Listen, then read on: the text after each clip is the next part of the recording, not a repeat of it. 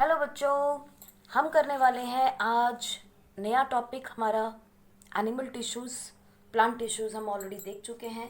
आज हम बात करेंगे एनिमल टिश्यूज़ के बारे में। हमें ऑलरेडी मालूम है कि जितने भी सेल्स होते हैं वो कन्वर्ट हो जाते हैं किसमें, टिश्यूज़ के अंदर। यानी कि जब सेल्स ग्रुप ऑफ सेल्स होता है तो टिश्यूज़ कहलाते हैं। ग्रुप ऑफ टिश्यूज़ जो हैं उन्हें हम ऑर्गन कह देते हैं। Group of organ is known as organ system. I am know कि आप लोगों को ये सब याद होगा। और बहुत सारे different organ system together forms an animal body. हमने यहाँ पे ऑर्गन्स नहीं पढ़ने, ऑर्गन्स हम पढ़ेंगे हमारी क्लास 10 के अंदर। सेल हम पढ़ चुके हैं, टिश्यूज़ के बारे में हमें थोड़ा और जानना है। सो टिश्यूज़ जो अगर हम देखें तो इन केस ऑफ एनिमल्स तो ये टिश्यूज़ हमारे बच्चों होते हैं 4 टाइप्स के। पहले टिश्यू का नाम है epithelial tissue. Second tissue is called as connective tissue. Third is your muscular tissue. और लास्ट हमें जो पढ़ना है वो है नर्वस टिश्यू। राइट। अगर हम एपिथेलियल टिश्यूज़ में देखें तो हमें आगे फर्दर सेग्रीगेशंस मिलती हैं, डिफरेंट टाइप के ये हमें मिलेंगे। सबसे पहला आपको मिलेगा स्क्वामस। स्क्वामस सेल से बना हुआ, टिश्यू से बना हुआ। देन यू विल फाइंड कॉल्यूमिनार, जिसमें हम कॉलम्स देखेंगे अलग अलग लंबे लंबे। और तीसरा होगा आपका क्यूबॉइडल। क्यूबॉइडल जैसा कि आप समझ ही गए होंगे, क्यूब लाइक स्ट्रक्चर हमें जिसमें सबसे ज़्यादा मिलेंगे, that is called as cuboidal. Connective tissues के अंदर बच्चों हम देखेंगे proper connective tissue. I am just gonna write CT, proper connective tissue, यानी कि वो जो कोई चीज़ जोड़ने का काम करेगी। Then we will be talking about supportive connective tissue. और इसके अंदर बच्चों हम पढ़ेंगे स्केलेटन के बारे में। यहाँ हम पढ़ेंगे स्केलेटन के बारे में, और इस स्केलेटन से रिलेटेड हमने पढ़ने हैं हमारे बोन्स का स्ट्रक्चर, और हमने पढ़ना है कार्टिलेजेस का। करेक्ट। और लास्ट हम पढ़ेंगे बच्चों इसके अंदर फ्लूइड कनेक्टिव टिश्यू। अब फ्लूइड कनेक्टिव टिश्यू में भी हमने दो चीज़ों को ध्यान में रखना है। पहली है हमारी ब्लड और दूसरा हमारा होगा लिम्फ। हम इन दोनों के बारे में पढ़ेंगे। अगर हम प्रॉपर कनेक्टिव टिश्यू की बात करें तो उनका काम क्या होगा, टू कनेक्ट सर्टन थिंग्स। इसका काम क्या रहेगा, basically a connection, to provide some connection. ठीक है, इसके बारे में जब हम डिटेल में पढ़ेंगे तो और क्लियर हो जाएगा। मस्कुलर कनेक्टिव टिश्यू में हम पढ़ेंगे बच्चों 3 तरह की मसल्स। पहली है आपकी स्ट्राइएटेड मसल्स, नंबर दूसरा आपका होगा अनस्ट्राइएटेड मसल्स, और चौथी थर्ड आपकी होगी कार्डियक मसल्स।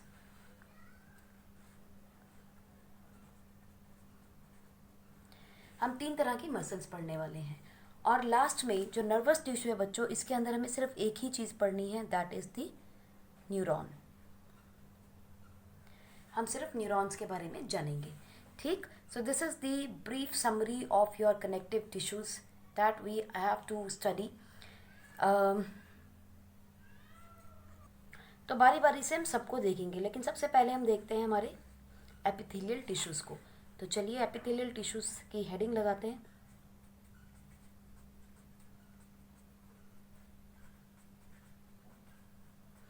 Epithelial tissues. ठीक। तो अगर हमें जनरल देखना हो कि एपिथेलियल टिश्यूज़ क्या होते हैं, तो ध्यान ये रखना, कवरिंग और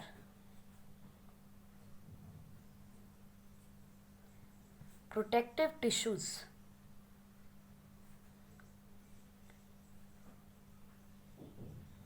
in the animal body covering or protective tissues in the animal body are called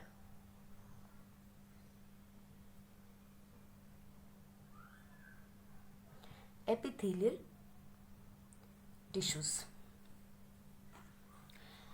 Now, it covers most of the organs and cavities within the body. Mostly हर चीज़ को एपिथेलियल टिश्यू जो है वो कवर करता है. It creates barrier to keep different body systems separate. तो ये एक बैरियर की तरह काम करता है. ठीक है. नेक्स्ट आप देखोगे it is always of two types. आपके पास ये आउटर और इनर लेयर बनती है. There is an outer and inner layer of epithelial tissue.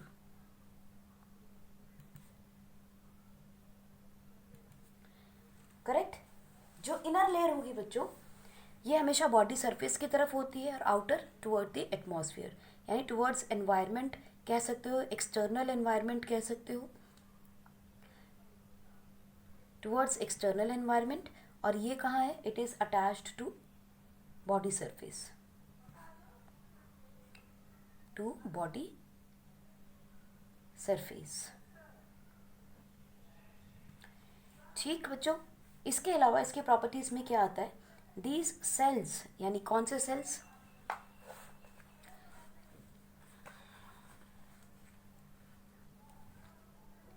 Epithelial cells. अब टिश्यू है एपिथेलियल, तो डेफिनेटली ये सेल से बना है. तो कौन से सेल होंगे? Epithelial cells. So epithelial cells are arranged in a layer. Single एक लेयर की फॉर्म में हमें मिलते हैं. And are closely packed. देखिए बच्चों, लिखने के लिए आप इसे पैराग्राफ फॉर्म में भी लिख सकते हो, लेकिन अगर आप पॉइंट्स में इसे लिखने की हैबिट डालोगे तो आपको ये चीज़ें याद रहेंगी and you will not lose your marks. These are closely packed and nucleus is in a line. एक लाइन में न्यूक्लियस हमें मिलते हैं. दिस टिश्यू यानी कि एपिथेलियल लेयर जो है आपकी,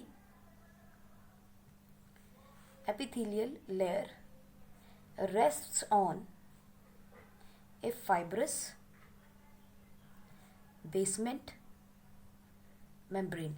Just like हम जब कोई बिल्डिंग बनाते हैं तो उसकी एक फाउंडेशन तैयार करते हैं, तो ये फाइब्रस टिश्यू की जो लेयर है जिसके ऊपर एपिथेलियल टिश्यू रेस्ट कर रहा है, it is acting like a foundation for it and is fixed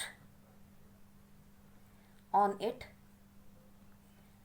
by cementing material. जैसे हम फाउंडेशन किसी भी घर की रखते हैं तो इसमें सीमेंट डालते हैं, इसी तरह से इसके अंदर भी एक एडहेसिव मटेरियल रहता है which is called as cementing material. And this fibrous basement membrane is extra cellular, माने सेल के बाहर की तरफ आपको ये मिलेगी, not inside. So it is the epithelial layer rest on a extra cellular fibrous basement membrane. अब आप देखिए फाइब्रस है, it is going to be tough, it is going to be hard, तो उसको प्रोटेक्शन दे रहा है. किस लेयर को? एपिथेलियल लेयर को प्रोटेक्शन देगा. यूजुअली हमें कहाँ मिलेगी एपिथेलियल टिश्यू लेयर? हमने बोला almost all organs and all body cavities have the epithelial layer. तो आप समझ सकते हैं ये मोस्टली आपको ऑल ओवर द बॉडी मिलेगी. सो अगर हम चीक की बात करें तो आपके गाल के अंदर जो हिस्सा है, चीक्स के अंदर, मुंह के अंदर जो बक्कल कैविटी है, मुंह के अंदर की जो लाइनिंग है, वहाँ भी एपिथेलियल टिश्यूज़ हैं. सलाइवरी ग्लैंड्स यानी कि जहाँ से सलाइवा बनता है वहाँ भी आपके एपिथेलियल टिश्यूज होंगे.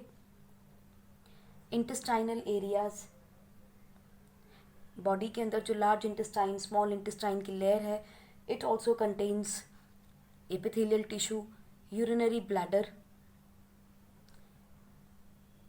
उसमें भी आपको मिलेगा. स्किन में मिलेगा, हेयर में मिलेगा, यानी कि almost all structures will have it. ठीक, तो all of them are going to have the epithelial tissue. लेकिन डिफरेंस क्या मिलता है बच्चों, कहीं पर इसका स्ट्रक्चर डिफरेंट हो जाता है, यानी कि या तो ये स्क्वोमस की तरह मिलेंगी या ये कॉलमिनार की तरह मिलेंगी या क्यूबॉइडल मिलेंगी, लेकिन होगा सब में सब चीज़ें ऑलमोस्ट सिमिलर इसी तरह से। ठीक, फंक्शन भी इसके ऑलमोस्ट सिमिलर होंगे। देखिए, सो अगर एपिथेलियल लेयर की हम बात करें तो एपिथेलियल टिश्यूज बच्चों दो तरीके से होता है, या तो ये वन लेयर होगा या फिर ये मल्टी लेयर होगा। ठीक है, अगर ये सिंगल लेयर है तो हम उसे सिंपल कह देते हैं, it is the simple epithelium. देखो ना, सिंगल लेयर है, कोई कॉम्प्लेक्स स्ट्रक्चर बन ही नहीं रहा है, so it is called as simple epithelium. और ये हमें कहाँ मिलता है, यूजली हमारी चीक के अंदर, सलाइवरी ग्लैंड के अंदर। तो आपने कभी देखा होगा जब हम गरम गरम पानी, गरम गरम दूध पी लेते हैं तो वहाँ एक लेयर सी बन के उतरने लगती है स्किन की, and that fold of layer is actually the epithelium. अगर ज़्यादा लेयर हो, मल्टी लेयर हो जाए, मोर देन वन लेयर हो जाए, हम उसे बच्चों बोलते हैं कंपाउंड या स्ट्रैटिफाइड। स्ट्रैटिफाइड वर्ड हम यूज़ करते हैं जहाँ भी लेयर आ जाएगी, इसे हम मल्टी लैमिनर भी कहते हैं। वाइल मल्टी लैमिनर, बिकॉज हमें मालूम है लैमिना का मतलब भी क्या होता है, layer. This word means layer. ठीक है, सो कंपाउंड, स्ट्रैटिफाइड, मल्टी लैमिनर, ये सब इसी के नाम होते हैं। और ये यूजुअली में कहाँ मिलती है, यूरिनरी ब्लैडर के अंदर। ऐसे और भी बहुत सारे एग्जाम्पल्स होंगे, हमें तो एक आधी याद रखना है दिमाग में, क्योंकि हमें इसका स्ट्रक्चर समझना है। सो अगर सिंगल लेयर है तो कैसी होगी, मल्टी लेयर हो तो कैसी होगी, कहाँ मिल सकती है, आप इसके फंक्शन से ही आप बता दोगे कि ये कहाँ कौन सी लेयर हमें मिलेगी। ठीक है, चलिए इसका स्ट्रक्चर देखते हैं पहले। एक सिंपल एपिथेलियम का स्ट्रक्चर कैसा होगा, या एपिथेलियल टिश्यू का लेयर का स्ट्रक्चर क्या होगा। सो देखो, ये रहा मेरे पास फाइब्रस बेसमेंट मेम्ब्रेन, करेक्ट। अब आप देखो, ये फाइब्रस बेसमेंट मेम्ब्रेन के ऊपर, ये फाइब्रस बेसमेंट मेम्ब्रेन है, फाइब्रस टिश्यू है बच्चों, तो डेफिनेटली इसके पास भी कुछ ना कुछ तो साइटोप्लाज्म, न्यूक्लियस, ये सब चीज़ें रहेंगी। सो this is the layer of the fibrous tissue. इसके बीच में कुछ सीमेंटिंग मटेरियल है, हमने ऑलरेडी बात की थी, सम जेलेटिनियस या स्टिकी ग्लू लाइक स्ट्रक्चर हमें यहाँ मिलता है, जिसका नाम हमने दिया है सीमेंटिंग मटेरियल, जिसके ऊपर आपकी एपिथेलियल लेयर रेस्ट करेगी। तो ये देखिए, ये आ गई आपकी एपिथेलियल लेयर, सिंगल लेयर है,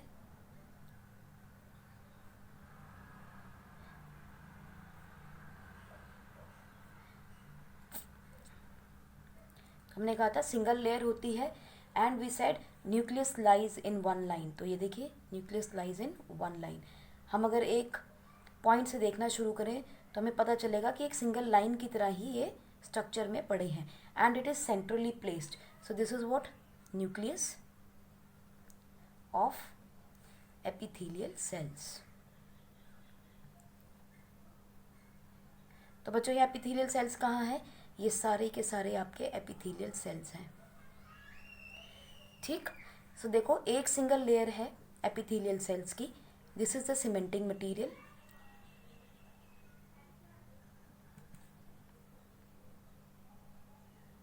and this is the fibrous basement membrane. कभी भी एपिथेलियल टिश्यू का स्ट्रक्चर आए, आपको ये बनाना ही बनाना है। ठीक है जी, so this is the basement membrane, this is the basement membrane, this is the layer of the epithelial tissues. चलिए इसके फंक्शंस भी देख लेते हैं। सबसे पहली चीज, outer and inner lining of most organs is formed by, I am just gonna write ET, that is the epithelial tissue. Epithelial tissue her organ का, ऑलमोस्ट हर ऑर्गन की बाहर की और अंदर की लाइनिंग बनाता है। ठीक, number 2, it protects underlying cells from drying. ना तो पानी को बाहर निकलने देता है, क्योंकि परमेबिलिटी नहीं है इतनी, तो ना तो उसके अंदर उसको सूखने देता है, ना ही उसके अंदर इन्फेक्शन ही जाने देता है। So it protects from infection, any kind of chemical effect body में कुछ भी आपने केमिकल्स हैं, आपकी बॉडी में बहुत सारे केमिकल्स होते हैं, उनसे अफेक्ट नहीं होने देता, and it prevents from injury also. Correct. This is the function of epithelial tissues. Number 3, it helps in various functions like respiration, excretion, absorption और बहुत सारे कामों में हेल्प करता है. रेस्पिरेशन में बच्चों ये रेस्पिरेशन में कैसे हेल्प करता है? लंग्स में हेल्प करता है. वहाँ की लेयर कैसी होती है कि वहाँ आराम से ऑक्सीजन एंड कार्बन डाइऑक्साइड का एक्सचेंज हो सके. So it helps in the easy exchange of gases. Excretion कैसे? It helps in the protection of urinary bladder and that of kidney tissues also. Absorption कैसे? In small intestine and large intestine. हालांकि absorption सिर्फ आपकी large intestine में water की होती है और स्मॉल इंटेस्टाइन में आपकी रेस्ट ऑफ द न्यूट्रिएंट्स की एब्जॉर्प्शन होती है. सो एब्जॉर्प्शन के लिए हेल्प करता है ये in the small intestines. Next आप देखोगे it helps in secretion of juices from body. अब आप सोचोगे मैम ये कौन से जूस हैं? बच्चों ये जूस वो वाले नहीं है जो आप फ्रूट जूसेस समझ रहे हैं. ये जूसेस होते हैं लाइक गैस्ट्रिक जूसेस जो कि आपकी प्रोटीन के डाइजेशन में काम करता है, या इंटेस्टाइनल जूसेस जो कार्बोहाइड्रेट, फैट्स, प्रोटीन्स की डाइजेशन में हेल्प करते हैं. So these are those juices. Juices का मतलब यहाँ पे है डिफरेंट काइंड ऑफ एंजाइम्स, ठीक है, जो डाइजेशन में या और एक्टिविटीज़ में हेल्प करेंगे. Number 5, it acts as a check post. Check post समझते हैं आप? अंदर कौन जाएगा, कौन नहीं जाएगा, बाहर कौन जाएगा. लाइक आजकल आप देख रहे हो हर जगह चेक पोस्ट लगी होती है पुलिस की. How which is who is going to enter Chandigarh, who is not going to enter. So that kind of bar is known as check post. तो क्या चेक पोस्ट कर रहा है? अंदर कौन जाएगा और बाहर कौन जाएगा, ठीक है. सो इन दोनों चीज़ों को चेक कौन करता है? एपिथेलियम करता है. So we can say important role in material exchange between body and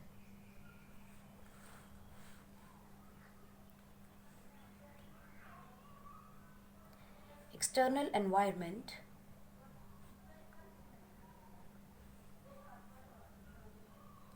So you can say plays. So it plays an important role in material exchange between body and external environment, also among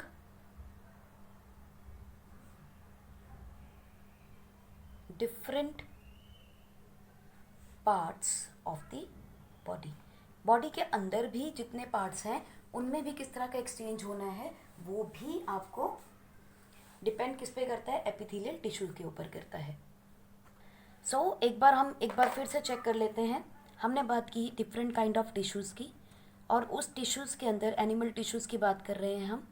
in different animal tissues के अंदर हमने पढ़ना था एक जो है सबसे पहला एपिथेलियल टिश्यू. और हमने कहा था कि ये एपिथेलियल टिश्यू जो है बच्चों 3 तरह का होता है. 1 इज़ स्क्वामस, नंबर 2 इज़ कॉलमिनार जिसमें कॉलम्स होंगे, तीसरा हमने कहा था क्यूबॉइडल.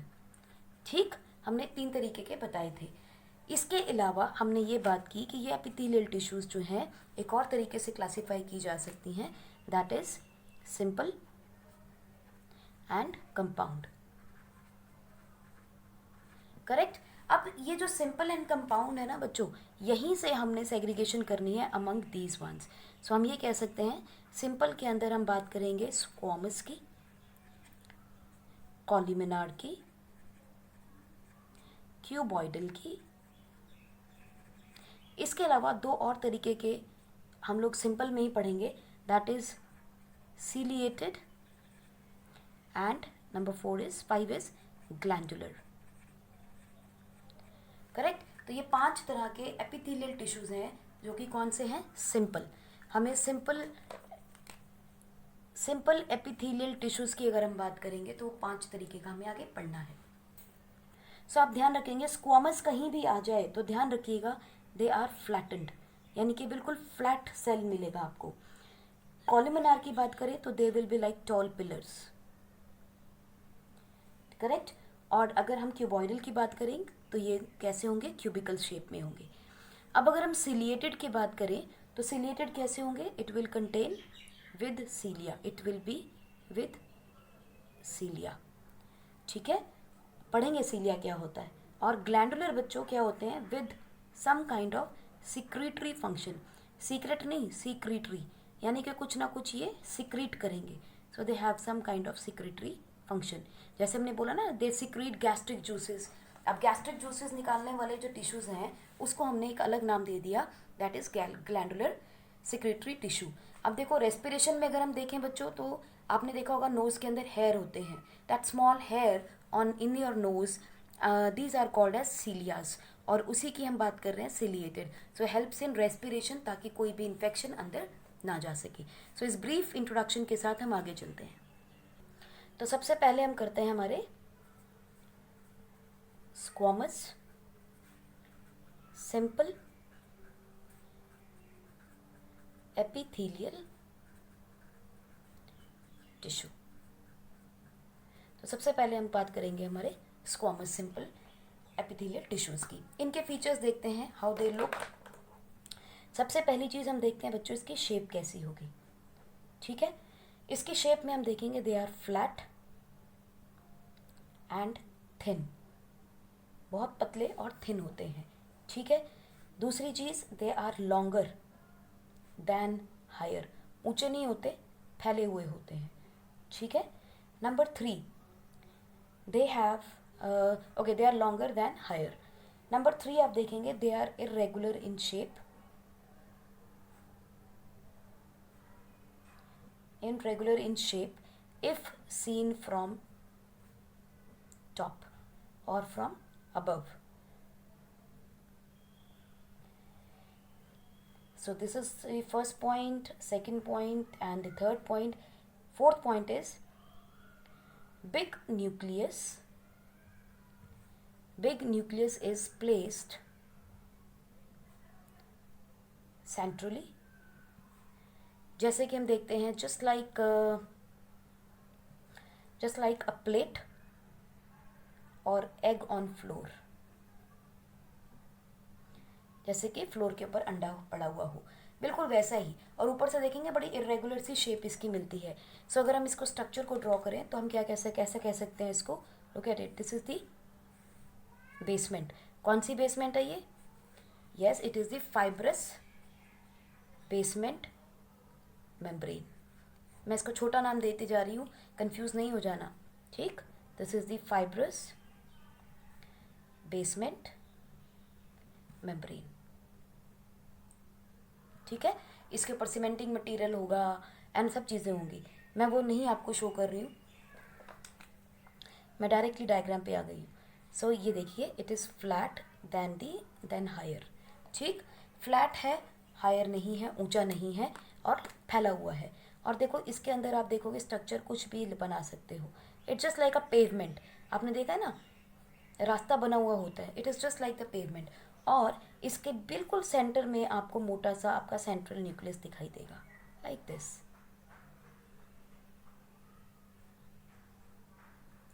ठीक है। तो आपका स्क्वामस जो एपिथेलियल टिश्यू है कुछ ऐसा ही दिखता है। So this is your nucleus, these are the squamous cells. अब स्क्वामस टिश्यू पढ़ रहे हैं तो बाकी के कैसे होंगे, उसे हम स्क्वामस सेल कह सकते हैं, ठीक है। सो ये इसका शेप रहेगा। दूसरी ऑप्शन देखते हैं इसके बारे में, मिलते कहाँ हैं।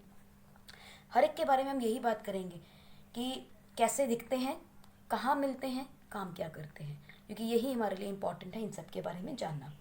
सो ये लोकेशन क्या है इनकी स्क्वामस के बच्चों, चीक में, ब्लड वेसल्स के अंदर और लंग एल्वियोलाई। मैंने आपको बोला था जहाँ पर ऑक्सीजन का और कार्बन डाइऑक्साइड का आपकी लंग्स में एक्सचेंज होता है। ऑक्सीजन अंदर आती है, कार्बन डाइऑक्साइड बॉडी से बाहर जाती है, वो जगह है एल्वियोलाई। ठीक, इसका नाम क्या है? एल्वियोलाई। यहाँ हमें ये मिलता है। तो इसका तीसरा पार्ट देखते हैं, इसके फंक्शंस क्या हैं। इसका फंक्शन है बच्चों, सबसे पहला प्रोटेक्शन ऑफ अंडरलाइंग टिश्यूज। ठीक है, ये रहा आपका squamous epithelial tissue. I hope it is not difficult at all. Next देखते हैं हमारे पास columnar simple epithelial tissue. Columnar simple epithelial tissue देखते हैं। इसके अंदर भी हम इन्हीं तीनों चीज़ों को समझने वाले हैं। पहली चीज़ हम देखेंगे उसकी शेप कैसी होगी। It is just like a columnar, यानी कि columns, column like cells, number 1. Number 2, they have less width and more height, right? Number C, nucleus is towards base, correct. अब इसका स्ट्रक्चर देखते हैं कैसा होगा। देखिए,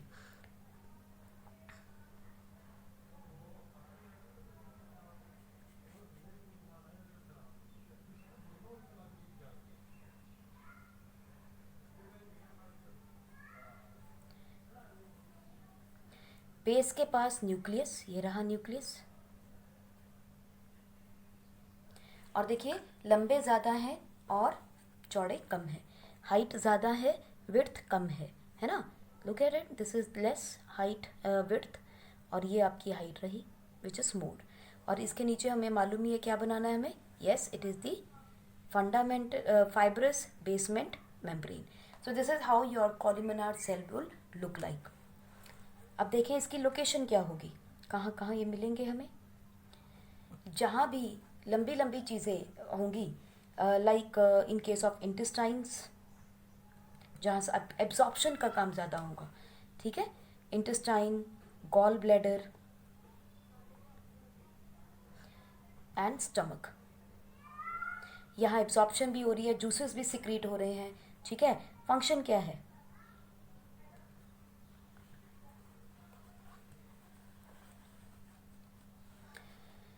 okay, function is secretion of juices, or gastric juices is better option, juices which is gastric or the intestinal। और दूसरा काम क्या है इसका? एब्जॉर्प्शन। तो जहाँ भी एब्जॉर्प्शन होनी होगी और डाइजेशन होना होगा, वहाँ पर ही आपको कॉलमनार सेल्स मिलेंगे। So this is what is your columnar simple epithelial tissue. Third देखते हैं क्या है आपके पास, cuboidal simple epithelial tissue.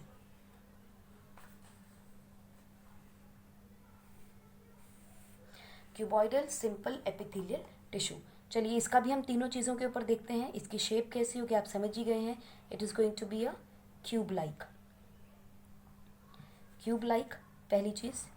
Then polygonal on surface view, यानी कि ऊपर से अगर हम देखें, सरफेस व्यू को बच्चों बोलते हैं ऊपर से देखने वाला, ठीक है। जस्ट लाइक योर ड्रोन, आजकल कोई भी एक्टिविटी होती है तो ऊपर से ऑब्जर्व करता है, तो सिमिलरली जब हम ऊपर से देखेंगे तो उसका स्ट्रक्चर हमें पॉलीगोनल दिखाई देगा, ठीक है। Okay, then the nucleus is central. अभी तक हमने सेंट्रल नहीं किया था, हमने बात की थी यहाँ पे, एक हमने स्क्वामस में किया है सेंट्रल, दूसरा हम कर रहे हैं क्यूबॉइडल में। क्यूबिकल कॉलमनार में कहाँ था? It was towards the base, ठीक है। कहाँ मिलेगा? लोकेशन देखते हैं।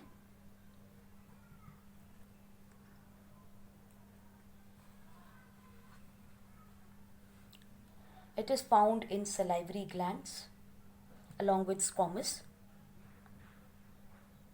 इन पैनक्रिएटिक डक्ट। पैनक्रियास से जो जूसेस को लेके, पैनक्रिएटिक जूसेस को लेके आता है, उसे हम बोलते हैं पैनक्रिएटिक डक्ट। और दूसरा ये मिलेगा बच्चों हमें नेफ्रॉन में। नेफ्रॉन जो है वो किडनी की फंक्शनल एंड स्ट्रक्चरल यूनिट होती है। नेफ्रॉन में ही यूरिन की फॉर्मेशन होती है, ठीक है। वो किडनी का डिटेल पार्ट है जो आप नेक्स्ट क्लास में करेंगे, यानी क्लास 10 में करेंगे आप। तो यहाँ हमें सिर्फ ये जानना है कि वहाँ किस तरह का टिश्यू मिलेगा हमें। फंक्शन क्या है बच्चों? सिक्रीशन। अगेन जितनी भी बड़ी बड़ी चीज़ें हैं, लंबी चौड़ी हैं, they will secrete something. Secretion of juices हमने देख ही लिया। कौन से जूस हैं यहाँ पर? Mainly pancreatic juices. और क्या है? सलाइवरी ग्लैंड में है तो सलाइवा की सिक्रीशन का काम भी यही कर रहा है, ठीक है। दूसरा ऑप्शन क्या है इसका? Absorption.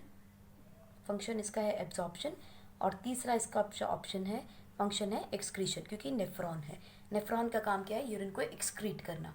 So this is the function of the cuboidal epithelial tissue. Structure अगर हम इसका देखेंगे बच्चों तो सिंपल सी बात है, जैसे इसने बोला है it is going to be like a cube. तो अगर हम देखें तो this is like a cube. इसी तरह से आगे भी क्यूब्स बने हुए होंगे आपके, लाइक दिस, ठीक है। And he says that the nucleus is central. तो चलिए सेंटर में न्यूक्लियस बना देते हैं। This is my central nucleus and undoubtedly आपको मालूम है। चलिए एक दो और बना देते हैं इसमें, तो हमें कंफ्यूजन नहीं होगा।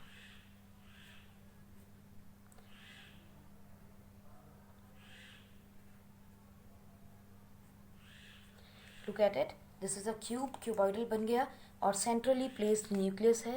ये आगे सेंट्रली प्लेस्ड न्यूक्लियस आपका। और हमें मालूम है इसके अंदर क्या होगा? Yes, there will B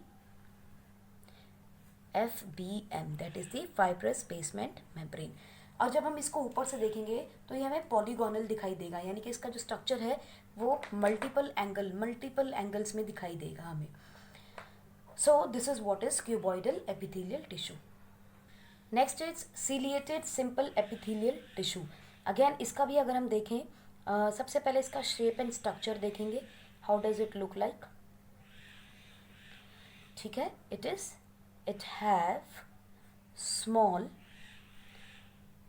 hair like structure called cilia। cilia को हम hair like structure को cilia बोलते हैं। इसका भी जो न्यूक्लियस है बच्चों is towards base। और किस में देखा था हमने? yes, we saw in कॉलीमिनार, ठीक। कुतुब मीनार को समझ लीजिए, कुतुब मीनार के नीचे ही आप खड़े होंगे, अंदर बीच में आप रुक ही नहीं सकते, it is too high. Similarly hair like structure में भी हमें बेस में ही रहना पड़ेगा, क्योंकि वहाँ जगह ही नहीं है, कहाँ रुकोगे। So this is how when just you can remember it in any way. So if you look at location, कहाँ मिलेगी हमें? ये वहाँ मिलेगा हमें जैसे फेलोपियन ट्यूब। अगर आपने जूनियर क्लास में ध्यान से मेंस्ट्रुअल साइकिल को पढ़ा होगा तो आपने देखा होगा फेलोपियन ट्यूब एक बॉडी का, फीमेल बॉडी का पार्ट होता है जिसके अंदर से ओवम जो है अनफर्टिलाइज्ड एग मूव करता है, और ये फेलोपियन ट्यूब में सीलियास होते हैं ताकि उसे वो पुश करके आगे की तरफ ले जा सके। दूसरी आपकी जगह मिलेगी आपको ब्रोंक्यूल्स और इवन योर नेयर्स। ब्रोंक्यूल्स में क्यों? क्योंकि जो एयर अंदर ट्रैप जा रही है बॉडी के अंदर, वो गले के थ्रू जब होके निकलेगी तो हम ब्रोंक्यूल्स के अंदर छोटे छोटे फाइबर्स यानी हेयर लाइक स्ट्रक्चर सीलिया होते हैं, that will prevent any kind of infection. Number 3 आपका है नेफ्रॉन। नेफ्रॉन के अंदर भी बच्चों सीलियास होते हैं ताकि फिल्टरेशन प्रॉपर हो सके। सो इसीलिए सिलेटेड सिंपल एपिथेलियल टिश्यू हमें ऐसे स्ट्रक्चर्स में मिलती है। फंक्शन क्या होगा इसका? फंक्शन तो आप समझ ही गए होंगे, टू पुश और clear the cell surface from the particles by creating a wave like motion। हवा की तरह लहरा लहरा के ये मूव करते हैं और इसीलिए इन्हें हम सीलिया बोलते हैं। इसका स्ट्रक्चर देखोगे तो बच्चों कैसा मिलेगा हमें? Look at it. मैं एक सिंपल स्ट्रक्चर बना के आपको दिखा रही हूँ। चलिए इसको थोड़ा सा एंगल दे देते हैं, लाइक दिस, ठीक है। इसको भी ऐसे ही कर लेते हैं लाइक दिस। और ऑब्वियसली यहाँ भी आगे स्ट्रक्चर इसी तरह से बने हुए होंगे। ठीक, तो आप देखोगे इसके अंदर ऊपर की तरफ यहाँ हमें बालों जैसा कोई स्ट्रक्चर दिखाई देगा। दिस इज़ एन एक्सटेंशन, ये सारा सीलिया ही है, हमने सिर्फ ऊपर का पार्ट जो है वो फाइन किया है। दिस इज सीलिएटेड पार्ट, ठीक है। और देखो ये रहा आपका न्यूक्लियस एट द बेस। क्योंकि ये एपिथेलियल टिश्यू है और हमें पता है कि एपिथेलियल टिश्यू के अंदर हर हाल में हमें एक लेयर मिलती है which is called as the fundamental fibrous basement membrane.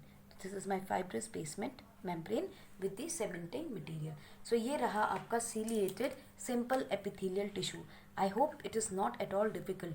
सभी स्ट्रक्चर आप अच्छे से समझ रहे होंगे, उनके फंक्शंस देखते हुए आप उनकी लोकेशंस भी बता सकते हो और लोकेशन को देखते हुए आप उनका फंक्शन बताने की कैपेसिटी रखते हैं, अगर ये चीज़ें आपको समझ में आ गई तो। ठीक, नेक्स्ट आपके पास आता है ग्लैंडुलर सिंपल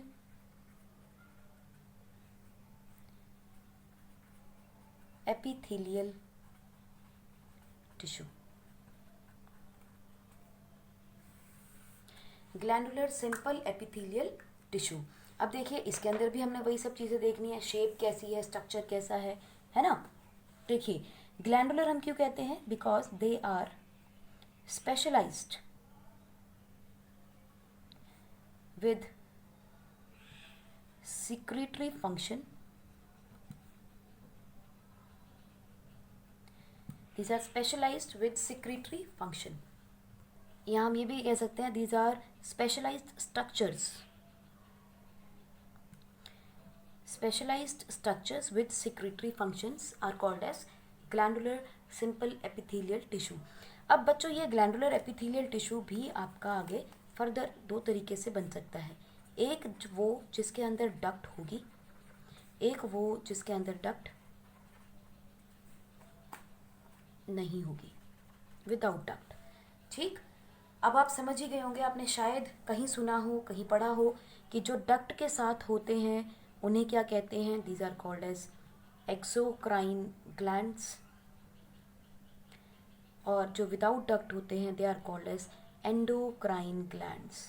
आपने डायबिटीज़ का जिक्र सुना होगा कि इंसुलिन बनती है, पैनक्रियाज जो हैं वो बनाते हैं इंसुलिन, या आपने थायराइड का सुना होगा, थायराइड एक ग्लैंड है जो थायरॉक्सिन बनाता है ना।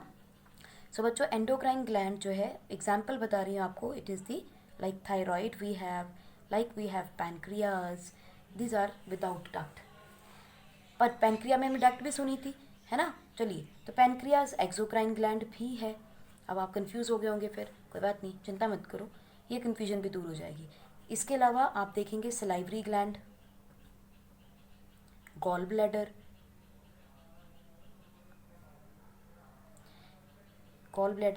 है ना, तो इनमें डक्ट होती है।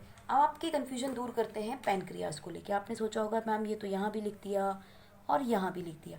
बच्चों इन्हें इस तरह के ऐसे ग्लैंड जो जिनके पास डक्ट, कुछ काम के लिए डक्ट होती है, कुछ काम के लिए डक्ट नहीं यूज़ करते हैं, they are called as heterocrine glands. So heterocrine glands के पास दोनों चीज़ें होती हैं, function both as endocrine and exocrine glands, यानी कि जो दोनों तरीके से काम करे उसे हम हेट्रोक्राइन ग्लैंड कहते हैं। लाइक पैनक्रियाज है, इसके अलावा एक और एग्जाम्पल है ऐसे हेट्रोक्राइन ग्लैंड्स की, and that is pituitary gland. ये सब आपके पढ़ने की हैं लेकिन क्लास 10 में। ठीक, आप बड़ी क्लासेस में जैसे जैसे जाते जाएंगे कॉम्प्लेक्स नाम, कॉम्प्लेक्स स्ट्रक्चर्स के बारे में और जानते चले जाएंगे। सो फिलहाल के लिए हमें सिर्फ इतना ध्यान रखना है कि ग्लैंडुलर सिंपल एपिथेलियल टिश्यू जो है वो एक ऐसा स्पेशलाइज स्ट्रक्चर होता है जो कुछ ना कुछ सिक्रीट करता है, चाहे वो डक्ट के साथ करे चाहे बिना डक्ट के करे।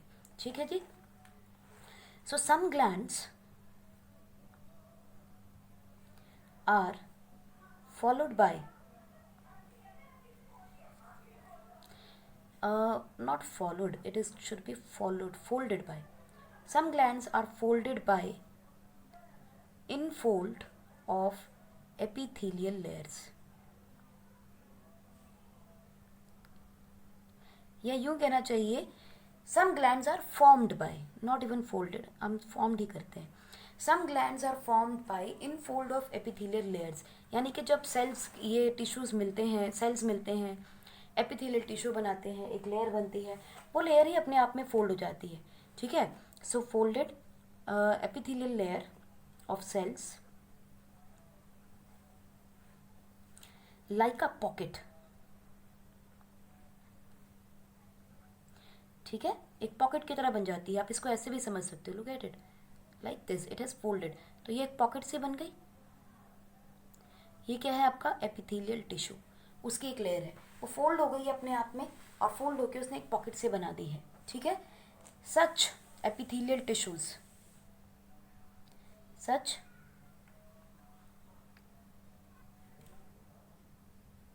epithelial tissues are called glandular tissues और glandular epithelial tissue। ठीक, अब ये कहाँ मिलते हैं, लोकेशन क्या है इनकी, what is the location, these are found in, अब आप तो लोकेशन तो आप बहुत सारी दे सकते हैं, बट चलिए, found in glands of the body. हमने अभी किया एक हमारा सलाइवरी ग्लैंड, स्वेट ग्लैंड्स, पसीना जिससे आता है, लिवर वो भी एक ऑर्गन है, ग्लैंड है, उसमें भी ऐसे मिलेंगे। ठीक है, so these are the different locations. Functions हम ऑलरेडी बता चुके हैं, हम कर चुके हैं कि फंक्शन क्या है, टू एक्सक्रीट और टू सिक्रीट। अब देखिए इसका एक बड़ा प्राइम एग्जाम्पल और भी है, अगर आप देखेंगे तो ये ग्लैंडुलर सेल्स कुछ इस तरह से मिलेंगे आपको, ये देखिए, और इसके अंदर आप ये लेयर बना देंगे, 1 2 3 4, so it will form like this. ठीक है, सो देखिए आपकी जो लेयर है वो फोल्ड हो गई इनसाइड में, and this is totally is called as glandular tissue. ठीक तो हमने बात की थी, एक सिंगल लेयर में हो तो उसे हम सिंपल कहते हैं, मल्टी लेयर हो जाए तो उसे हम क्या कहते हैं, कंपाउंड, स्ट्रैटिफाइड या multi layer epithelial tissue. Right, so देखें फटाफट कि कंपाउंड एपिथेलियल टिश्यूज कैसे होंगे। इसके अंदर बच्चों हमें 3 याद करने हैं, एक है आपके पास स्ट्रेटिफाइड स्क्वामस, दूसरा है आपके पास स्ट्रेटिफाइड क्यूबॉइडल, और तीसरा है आपके पास stratified keratinised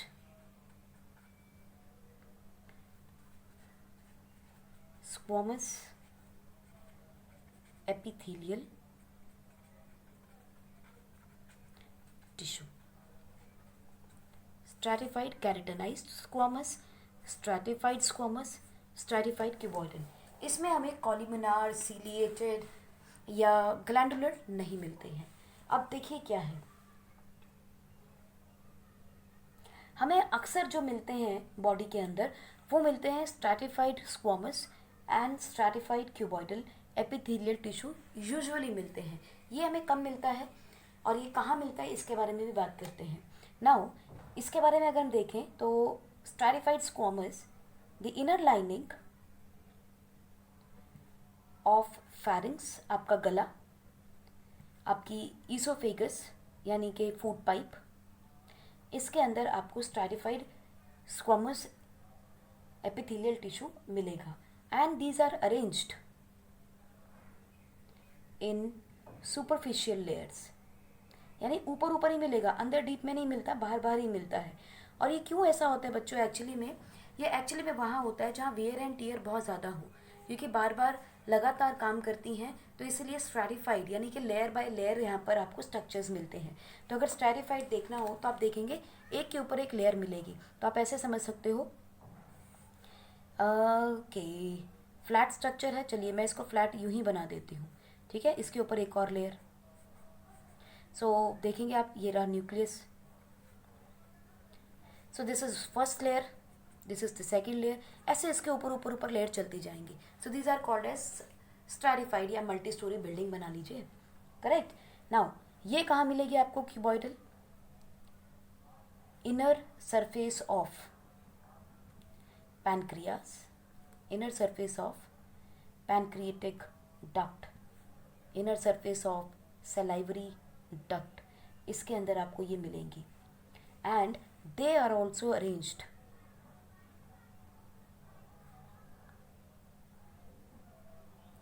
in superficial layers, यानी ऊपर ऊपर ही मिलती हैं। तो बेसिकली इनका फंक्शन क्या है? फंक्शन वही है जो आपकी सिंपल लेयर का था, प्रोटेक्शन, सिक्रीशन, एब्जॉर्प्शन। लेकिन मल्टीपल लेयर होने का फ़ायदा सिर्फ इतना होता है कि इनकी वियर एंड टीयर ज़्यादा होने की वजह से they can help give us the more protection. अब हम देखते हैं कैरेटनाइज्ड स्क्वामस एपिथेलियल टिश्यू के बारे में। ये हमें कहाँ मिलता है? It is found in skin. आपकी स्किन के ऊपर देखो रफ सा सरफेस आपको मिलता है, राइट।